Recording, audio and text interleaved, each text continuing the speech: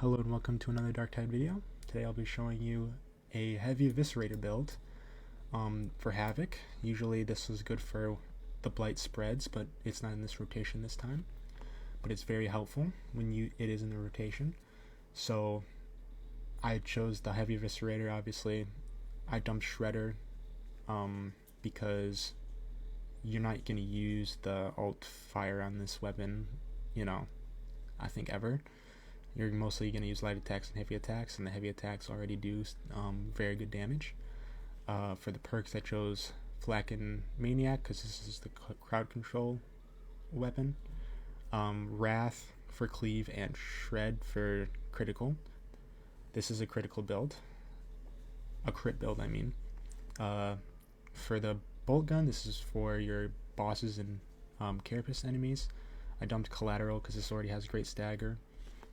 Perks, Carapace and Unyielding for the bosses, like I said. Shattering Impact for crushers, Puncture for bosses.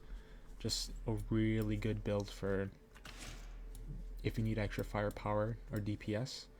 For my curios, they're all the same, just toughness, block efficiency, more toughness, and combat ability regen.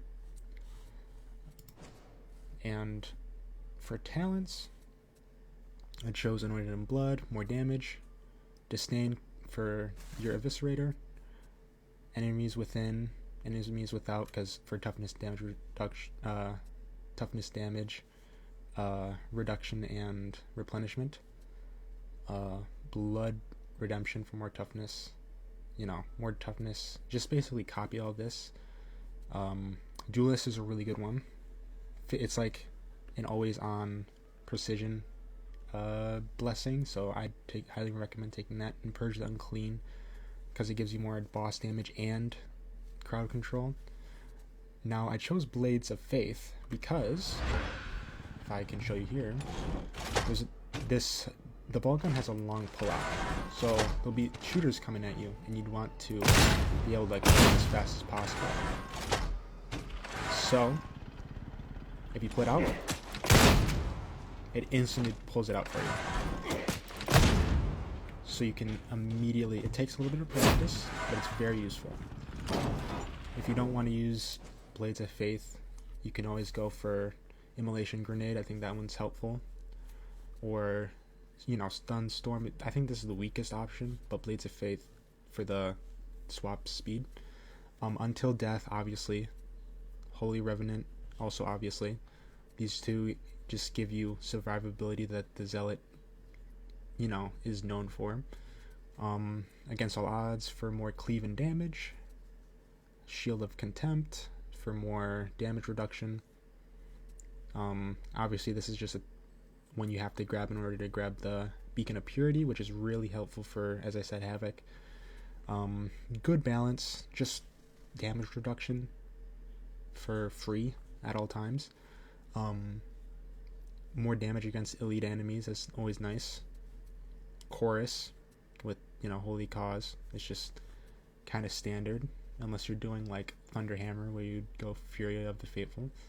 And then I go to the left, grab these two. Invocation of Death to get that book really fast. Enduring Faith, toughness damage reduction. Critical hit, bleed. So like you'll get critical hits all the time. Prime target, plus 10 damage after an elite kill and, toughness regen. Or is it? Yeah, toughness regen.